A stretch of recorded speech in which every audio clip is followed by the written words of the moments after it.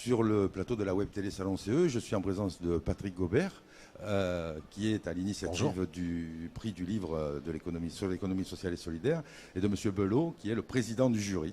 Alors, Patrick, est-ce qu'en 2 mots, ou 3 ou 4 même, tu peux nous rappeler quel est l'esprit de ce prix et un peu son histoire, puisqu'on est à la 3e édition, et peut-être parler des lauréats précédents, et puis comme ça on a la perspective, puisqu'on vient de remettre le prix, on dira après en fin d'émission qui a été le lauréat cette année. Bien sûr, Jacques, d'abord rappeler l'esprit du Toit Citoyen, qui est un club d'élus de CE assez unique depuis 11 ans sur Paris-Île-de-France, et qui essaie de faire partager et de mutualiser des moyens de certains CE qui ont un esprit plus militant que d'autres, et surtout sur une ligne citoyenne. Donc on a créé déjà le prix du meilleur ouvrage sur le monde du travail, que vous hébergez gentiment depuis maintenant 7 ans dans l'édition de février. Et il y a 2 ans, on s'est posé la question de faire la même chose au mois de septembre, au moment du salon d'automne, et d'essayer de mettre en avant l'économie sociale et solidaire pour que les CE puissent retrouver un esprit aussi là fort, citoyen, éthique, et qu'on puisse, par ces livres, permettre à des élus qui n'ont pas cette sensibilité toujours forte de pouvoir soit monter des opérations avec leurs salariés, soit être des passeurs de cet esprit de l'économie sociale et solidaire qui est en train dans notre pays de monter. Hein. Roger vous le dira encore mieux que moi. Alors, c'est une réalité. Ce qui manquait à l'économie sociale et solidaire, c'est d'un point de rencontre avec les élus de comités d'entreprise. Et nous, ici, sur ce salon, on a un village de l'économie sociale et solidaire. Pour la première année. Hein, pour la première année, et du tourisme social et solidaire. Parce que cette économie-là est la seule qui crée de l'emploi en plus. Donc c'est 10%, je crois, cette année de création d'emplois sur ce secteur de l'économie sociale et solidaire.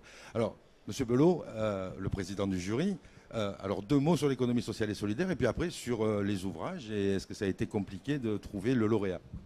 Oui, d'abord.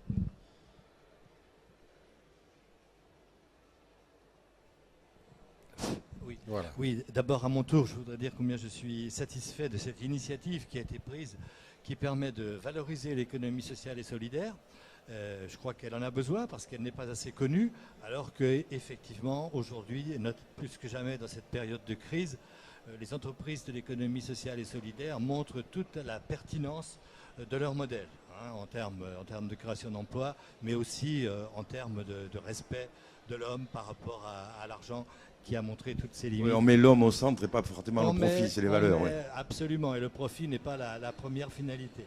Et ça fait la liaison d'ailleurs avec un des ouvrages que nous venons de récompenser aujourd'hui, puisqu'il y a 2 catégories de prix.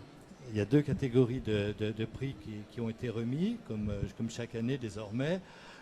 Il y a un prix qui est destiné à récompenser un ouvrage de témoignage, donc témoignage d'une réussite, témoignage d'une entreprise, quelque chose de très concret. Et puis il y a un prix qu'on appelle expert, qui est davantage destiné peut-être à faire un peu de théorie, à présenter des choses plus théoriques, mais qu'on essaie quand même de choisir pour qu'il soit accessible au plus grand nombre. Et je crois que cette année, nous avons bien atteint notre objectif dans le choix qui a été fait par le jury, mes camarades du jury que je remercie aussi. Bien sûr, c'est toujours difficile parce qu'il y a une présélection, donc les ouvrages qui viennent devant le jury sont déjà des ouvrages qui sont tous très intéressants. Combien vous en avez eu d'ouvrages à lire? Alors, il y avait 7 ouvrages en tout à lire, donc ça meuble un peu nos vacances. Certains lisent des romans policiers sur la plage et nous lisons des livres d'économie, mais je vous assure que certains sont passionnants, alors ça, je ne me plains pas. Et puis j'ai le temps de lire. Donc il y avait 4 ouvrages dans la catégorie dite expert, il faut toujours en choisir qu'un seul, et il y avait 3 ouvrages dans la catégorie témoignage. Donc dans la catégorie témoignage, nous avons retenu un ouvrage qui s'appelle « Changer le monde à 20 ans ». Voilà, on voit la couverture. C'est l'histoire de la création de Unicité.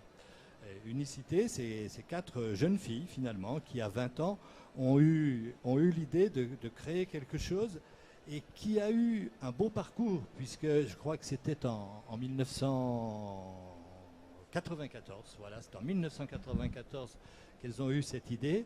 Et ensuite, ça aboutit à la création et à l'officialisation par une loi du service civique. Voyez, donc elles sont à l'origine avec leur association Unicité, de ce qui est devenu aujourd'hui le service civique, avec cette idée que des jeunes volontaires puissent consacrer 6 à 9 mois de leur jeunesse à quelque chose d'intérêt général, dans le service civique, donc au service soit de personnes âgées, soit de personnes handicapées, etc. Idée qui a fait son chemin, puisque aujourd'hui on remet sur le tapis et l'amélioration de cette loi est prévue au moins par le gouvernement en place et sûrement par plusieurs candidats, pour le moment candidats aux primaires et probablement après candidat à la présidentielle. Oui, tout à fait. Je crois que ça a beaucoup de sens, ce service civique, de donner à la fois une formation citoyenne, de permettre de mettre le pied à l'étrier dans une œuvre, je dirais, de l'économie sociale et solidaire, ou tout simplement dans une œuvre au bénéfice, je le disais tout à l'heure, de personnes âgées, de personnes handicapées, d'une association sportive, tout simplement. Aujourd'hui, on peut trouver beaucoup d'opportunités de s'engager dans le service civique. Donc, cette idée-là a été reprise et a fait une loi. Et aujourd'hui, je crois qu'on parle de 36 000 jeunes qui sont en service civique. Donc, avant de parler du deuxième ouvrage, oui. Patrick, est-ce que tu peux nous dresser un portrait des auteurs ? Si tu les as rencontrés, j'imagine. Non, pas encore. On s'est vu là. Non, en général, des auteurs qui viennent apporter leurs ouvrages pour concourir pour ce prix. De plus en plus, les gens prennent contact avec nous maintenant. Hein, ça se sait. Et du côté de la Maïf, que je remercie d'être le parrain de ce prix maintenant pour la 3e année consécutive, il y a beaucoup de communication qui est faite. Donc les auteurs rentrent en contact avec nous, les éditeurs aussi. On a fait une grosse campagne. Tu peux nous faire un portrait des auteurs en général? Qu'est-ce qu'ils sont dans la vie? Ils sont plutôt des techniciens, ils sont plutôt des militants? Alors, sur la catégorie témoignage, on a affaire plutôt à des militants, à des gens qui travaillent dans des coopératives, à des gens qui sont des acteurs de terrain de l'économie sociale et solidaire et qui ont, à travers ces livres, envie de faire partager, de faire connaître. Ça c'est très riche souvent comme expérience. Sur les experts, on a affaire à des gens qui sont... L'an dernier par exemple, on avait deux banquiers, mais sur une banque solidaire. Il y a 2 ans, on avait Michel Dreyfus qui avait écrit un très beau bouquin sur l'histoire du crédit coopératif. Donc on a aussi des experts, des gens qui ont une expertise dans le monde de l'économie sociale et solidaire ou dans le monde intellectuel tout court. Donc d'origines diverses mais qui ont envie de partager, quoi. L'idée c'est le partage. L'ESS, c'est ça, Roger, je pense qu'on est d'accord là-dessus. Il y a une vraie idée du partage et c'est pour ça que ça correspond aux valeurs du Toit Citoyen qui est un club où on partage. Alors, Monsieur Belot, le deuxième ouvrage donc dans la catégorie technique, c'est ça? Expert. Expert, oui. Oui, expert parce que technique ferait peur, non, c'est le livre donc d'Hervé Delfavard, qui est un professeur, et qui s'appelle La révolution de l'économie en 10 leçons, publié aux éditions de l'Atelier. Et c'est vraiment un ouvrage qui à la fois fait le tour, qui est extrêmement convaincant, je dirais, sur la pertinence de l'économie sociale et solidaire par rapport au modèle néolibéral. Donc il est très utile. Il peut être très utile à beaucoup d'égards. Il peut être lu par le grand public parce qu'il est accessible, il est écrit avec des termes relativement simples, mais aussi il peut être approprié par les enseignants parce qu'effectivement, comme son nom l'indique, il y a 10 leçons qui sont des vraies leçons pour mettre en avant des différences de ce qu'est l'économie sociale et solidaire. Et moi, je trouve que c'est extrêmement important que l'on puisse en mettre en avant l'enseignement et l'éducation. Parce qu'on dit toujours que cette économie, elle est formidable et c'est dommage qu'elle ne soit pas plus développée. Je pense pour qu'elle soit plus développée, on n'appuie pas sur un bouton, ça commence à la base, ça commence par l'éducation.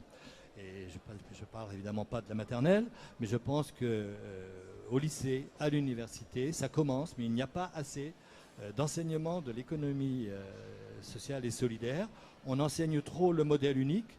Ce qui fait que les jeunes, quand ils sortent et qu'ils ont envie de créer leur entreprise, de créer quelque chose, ils n'ont pas le réflexe de dire je pourrais le faire sous une forme économie sociale et solidaire, avec une éthique qui me convient bien à mes valeurs personnelles de jeunes, parce que ces jeunes, ils ont ces valeurs-là, mais quasi systématiquement, ils vont aller vers le modèle traditionnel d'une société anonyme. Donc cet ouvrage et sa diffusion, je crois que c'est une belle opportunité pour donner un coup d'accélérateur au développement de l'économie sociale et solidaire. Alors maintenant, je voudrais aller faire un tour dans les coulisses des délibérations. Est-ce que ça se bagarre quand on soutient son poulain?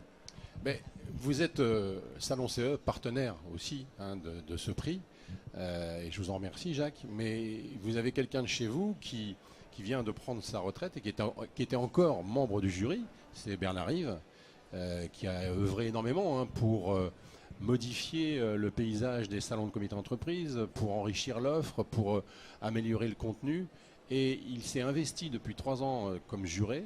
Je prends son exemple parce qu'on a eu un beau débat avec Patrick Vivray, qui est le philosophe et économiste bien connu, qui était le bras droit en matière de finances solidaires de Michel Rocard. Patrick Vivray et lui ont eu un moment arbitré par Roger, Roger avec sa bienveillance évidemment.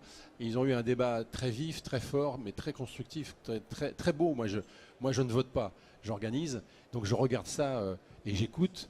Et je prends et j'enregistre. C'est génial. Je connaissais déjà ça avec le prix du monde, le prix du meilleur ouvrage sur le monde du travail, où là on a plus de jurés parce que chaque juré est à sa catégorie, alors que là, nos 8 jurés votent pour les 2 catégories. C'est pour ça qu'ils ont plus de livres à lire. Mais vraiment, ça joue le jeu à fond, quoi. C'est bien, il y a de la passion, quoi. Oui, il y a de la passion. Donc, et puis surtout qu'ils ont lu ça avec intérêt, quoi. Ils ont fait ça sérieusement, quoi. Alors, tu viens de nous parler du prix sur l'ouvrage, oui. sur le prix de l'ouvrage traitant du travail. Semestre prochain, au mois de mars, sur le Salon de Paris, on remettra ça. Oui. Les ouvrages vont pas tarder à arriver. Oui, on fait la sélection. La sélection officielle sera début octobre. Ah bah alors, envoyez vos livres si vous êtes auteur, et puis on se retrouvera au mois de mars sur le Salon CE. Merci à tous les deux d'être venus. Merci. Je voulais juste rappeler que Changer le monde à 20 ans, c'est aux éditions du Cherche Midi. C'est important de citer aussi le nom des éditeurs. Merci Jacques. Merci à tous les deux.